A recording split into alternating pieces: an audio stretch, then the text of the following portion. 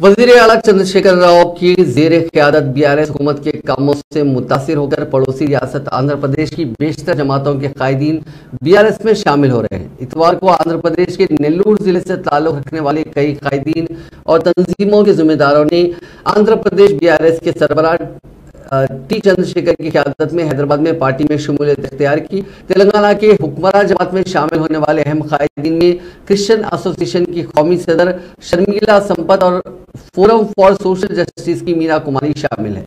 चंद्रशेखर ने अपनी क़यामगाह पर उनको पार्टी में शामिल किया। उन्होंने इस मौके पर तमाम का इस्तकबाल किया। उन्होंने कहा कि वज़ीर आला केसीआर की क़यादत में आंध्र प्रदेश बीआरएस यूनिट आंध्र प्रदेश में अपने मुजाहरे के लिए तैयार है और अवाम उसकी हिमायत कर रहे हैं। उन्होंने कहा कि आंध्र प्रदेश में भी अवाम तब्दीली और तरक्की चाहते हैं। वो बीआरएस के साथ साथ तेलंगाना की तरक्की के मॉडल से जुड़ रहे हैं। बीआरएस मजबूत ताकत बनती जा रही है और मुल्क में ये बीजेपी का मुतबादिल बन रही है।